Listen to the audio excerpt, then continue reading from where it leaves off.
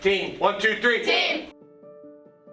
I think Addison has a very big personality. She's very goofy, especially in the locker room. At the beginning of the season, it took her a little bit to kind of open up to us, maybe like being a freshman, playing with a lot of girls that, I mean, I know she played volleyball with a lot of them, but you know, getting used to the ones that she didn't. So, but once she opened up, she's really just a fun person to be around, and it's a great time playing with her on the court too. She definitely never fails to make us laugh. She's very, very goofy, like Faith said, in the locker room, always doing different types of dances and songs she wants us to play so that she can dance to. And, you know, it's easy to trust her on the floor. She's a really good teammate, really encouraging, and we know when we got it to her, she was going to do something good with the ball. Well, she definitely gets us ready for the games. Yeah. The locker rooms are always fun, and she always is during the game, she's always there for us if something happens. She's very live, joyful person. So we went off the road into a ditch, and the electrical things that stick out of the ground, we ran over one of those, and then my side and Addison's side hit the side of the tree, but then from then, I don't really know what happened, but then we were upside down, and then me and my dad, I thought we crawled out of the back windshield, but recently we found out that we might have crawled out the door behind the driver's side because the trunk was in the back windshield. But then my dad ran to Addison, and I immediately called my mom and Allie. As soon as I got out of the car and seen her on the road, that's when I knew it was this is real. The first person I called was Allie, and I didn't know what to say or how to say it. So then my dad told me to call my mom, and that was a phone call I never wanted to make, and you don't prepare for that, so I didn't really know what to say, but I just told her what happened, and she got there as fast as she could. And then, of course, I did see Addison before she got in the ambulance, and that is something I'll never forget, and it was not good. And then I called Allie and told her what happened, and as she said, she got there as fast as she could, and we were just chatting, trying to process what happened, but it didn't really work because there was no way to process that fast. And then just from there, it was just a waiting game and trying to see the bright in the situation. I was with them in the car, and they had just dropped me off, and so she had called me and was like, we just got in an accident, Addison's hurt. And so then I ran to my mom, and we went, and they weren't far from my house because they had just dropped me off. So I went to my mom, and we had got in the car, and we had got there as quick as we could. And when we were getting there, the ambulance was leaving. Then I got there, and I was still on the phone with Kaylee because she was kind of freaking out because she was there. And I just went up to her right away when I got there, and we didn't know what to do. We were just freaking out. Me and my mom, we went to the hospital that Addison was going to. And that's when Gabby had called me in the car, and I had told her what happened. And I got to the hospital, but we couldn't see her, obviously. And so then we just left.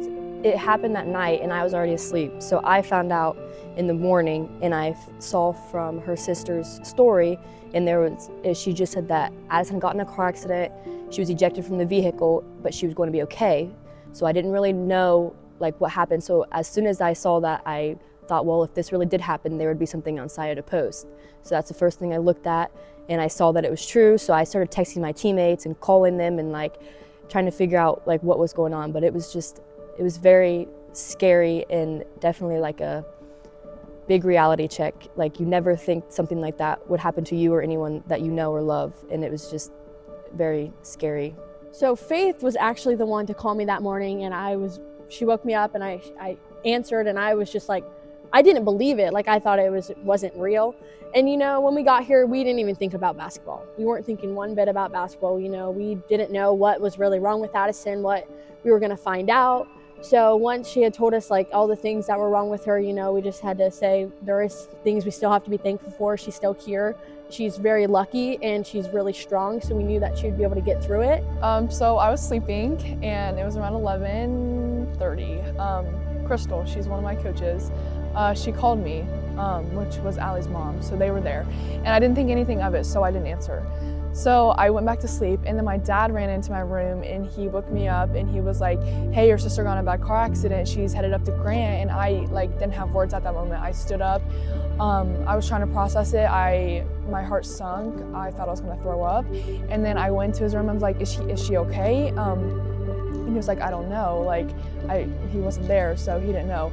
And then I called Crystal back, and she was trying to keep me calm, and she said that she knew where she was at, but she was bloody and had a road rash on her, so that made me feel better to know that she knew where she was at, but it still was like so hard like to process all of it because it was just unexpected. I go to bed early, so that particular night I went home, I was asleep, and then I'm an early riser, so I got up about 4, and at 4 I had a text message from Gabby, or several text messages, and then Coach Thornsley had left me a voicemail. So I read Gabby's texts, were kind of unsure, and then when I listened to Coach Thornsley's, her voicemail, then I mean that's kind of when I heard about the situation. But at that point, I mean it's all, you don't exactly know. You know, one of your athletes at Addison's been in an accident, that she was going to be transported up north, so there was a lot of kind of unknowns at that time.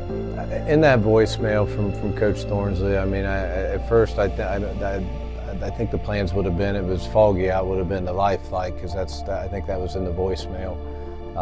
So obviously if that's happening, you know, it's pretty severe. So then once I got up and about, you know, I got a hold and called Coach Thornsley just to kind of talk, and I mean, your mind's all over the place as it's going on. You don't know quite what to think.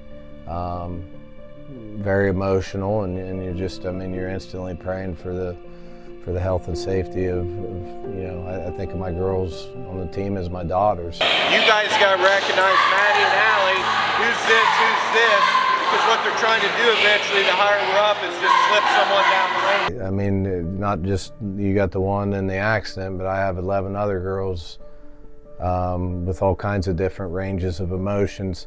That locker room, there were, you know, I'm going to get emotional. There's a lot of tears, you know, and that one of those situations. I've never been in that situation. I never want to be in it again, you know. But you're hoping as a coach that you're saying, you know, trying to say the right things, trying to be there for the girls, trying to, you know, comfort them. But I would speak. I mean, we prayed.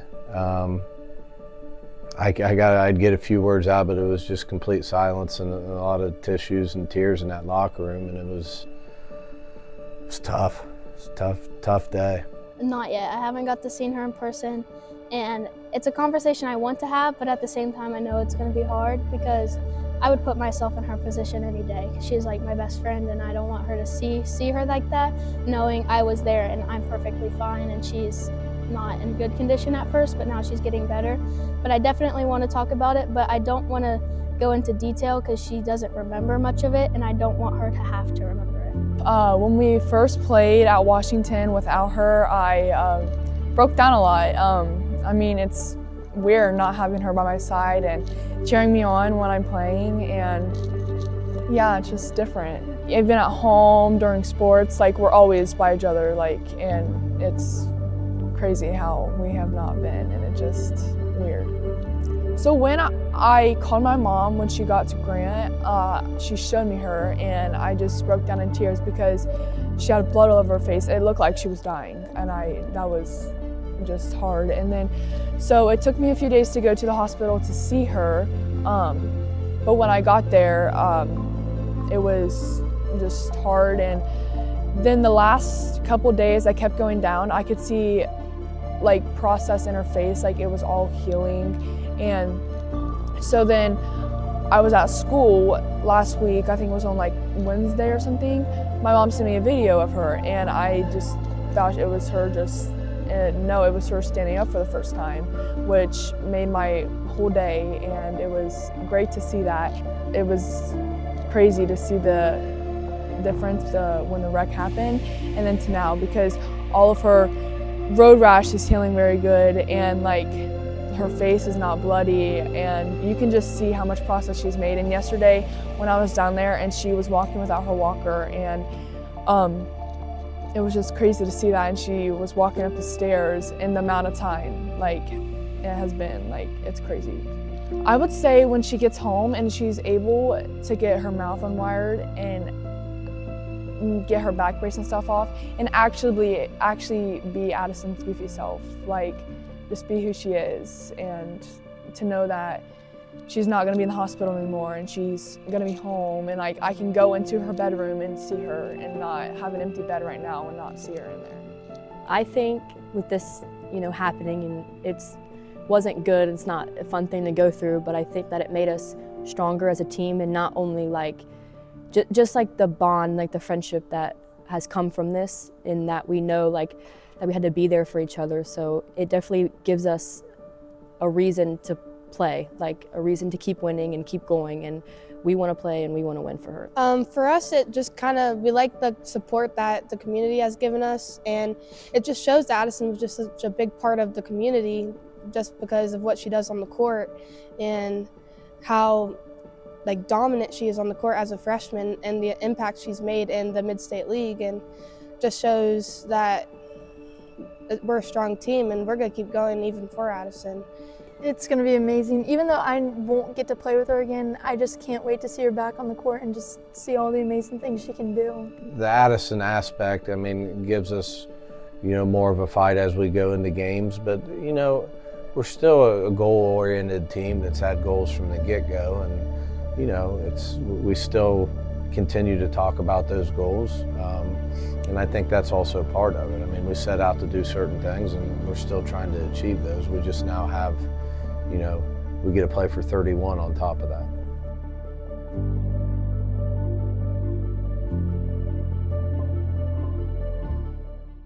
What's the first thing that you guys are going to do as sisters when she's back to normal?